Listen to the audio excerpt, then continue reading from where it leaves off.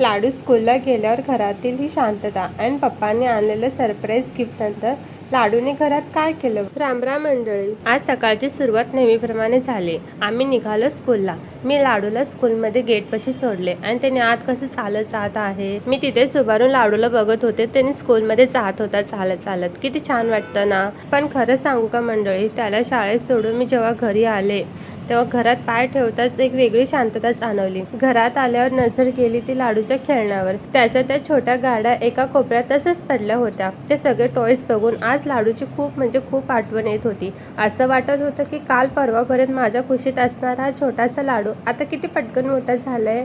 सारखं मन दरवाजाकडे जात होतं की कधी एकदा शाळा सुटेल आणि माझा लाडू पळत पळत घरी येईल. घर कसं शांत शांत वाटतं जेव्हा तो नसतो. संध्याकाळ झाले आणि बाहेरचं इव्हनिंग व्ह्यू बघून मन एकदम शांत झालं.